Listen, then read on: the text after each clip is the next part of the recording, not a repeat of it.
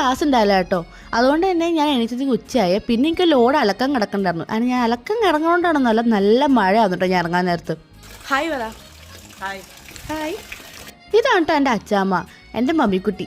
ആള് ഭയങ്കരമായിട്ട് camera shy ആണ്. ഞാൻ നമ്മൾ ഈ ഫാമിലി ഫോട്ടോ എടുക്കുമ്പോഴൊന്നും ആളൊന്നും നിൽക്കത്തില്ല. പിന്നെ എന്താ മഴയൊക്കെ എന്തെങ്കിലും ഞാൻ എന്താ ബക്കറ്റ് എടുത്തോണ്ട് ഇറങ്ങി. ഇത് ഞാൻ രാവിലെ മുക്കി വെച്ചാണ്. പിന്നെ മഴ കാരണം എനിക്ക് അലക്കാൻ പറ്റണ്ടായില്ല. ഇന്നും കൂടി അലക്കിയില്ലെങ്കിൽ എൻ്റെ മമ്മി നല്ല ചീത്ത കൊണ്ടുണ്ട്. ഞാൻ ആദ്യം അത് ചെയ്താൽ പോയിട്ടോ. പിന്നെ പുറത്ത് നല്ല മഴ ആയതുകൊണ്ട് അകത്ത് തന്നെ വിരിച്ചതാൻ വിചാരിച്ചു. ഇനിയിപ്പോൾ മഴ വരുമ്പോൾ ഓടാൻ നിൽക്കണം. അതിൻ്റെ അമ്മ വീട്ടിൽ പോകേണ്ട തന്നെ പാക്ക് ചെയ്യാനും അതേപോലത്തെ റൂം ഒതുക്കാനും എല്ലാം എന്നെ ഏൽപ്പിച്ചിട്ടാണ് പോയേക്കുന്നത്. പിന്നെ പാക്കിങ് കഴിഞ്ഞ് ഞാൻ റെഡിയായി. എൻ്റെ സ്കിൻ കെയർ ഞാൻ മാറ്റി പിടിച്ചാൽ അത് എൻ്റെ ഫേസിൽ അറിയുന്നുണ്ട് കേട്ടോ.